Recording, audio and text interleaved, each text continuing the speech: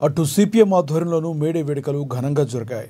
ఆదిలాబాద్ పట్టణంలోని సుందరయ్య భవనంలో జరిగిన కార్యక్రమంలో పార్టీ జిల్లా కార్యదర్శి దర్శనాల మల్లేష్ జెండాను ఆవిష్కరించి కార్మిక లోకానికి 139వ ప్రపంచ కార్మిక దినోత్సవ శుభాకాంక్షలు తెలిపారు.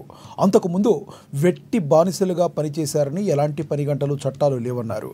కార్మిక లోకం ఉద్యమించి పోరాటాలు చేసి 8 గంటల పని దినాలతో పాటు కొన్ని కార్మిక చట్టాలను కూడా సాధించుకున్నారని తెలిపారు. 1886 మే 1వ తారీఖున అమెరికా దేశంలోని షికాగో నగరంలో హే మార్కెట్లో జరిగినటువంటి పోరాటం మే 1వ తారీఖు దాన్నే మేడేగా ప్రపంచవ్యాప్తంగా కార్మిక వర్గం జరుపుకుంటూ ఉన్నది. అంతకుముందు 139 సంవత్సరాల కన్నా ముందు కార్మిక వర్గం వెట్టి బానిసలుగా పనిచేశారు.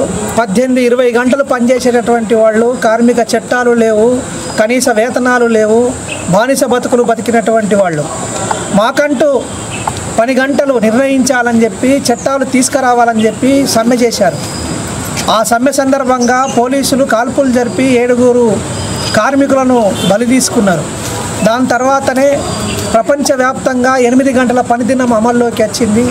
కార్మిక చట్టాలు వచ్చినాయి, సంఘం పెట్టుకునే హక్కు వచ్చింది, సమ్మె చేసే హక్కు వచ్చింది. ప్రస్తుతం 139 సంవత్సరాల తర్వాత అధికారంలో ఉన్నటువంటి కార్పొరేట్ శక్తులకు అనుగుణంగా పరిపాలన చేస్తున్నటువంటి బీజేపీ ప్రభుత్వము కేంద్రంలో, ఇటు రాష్ట్రంలో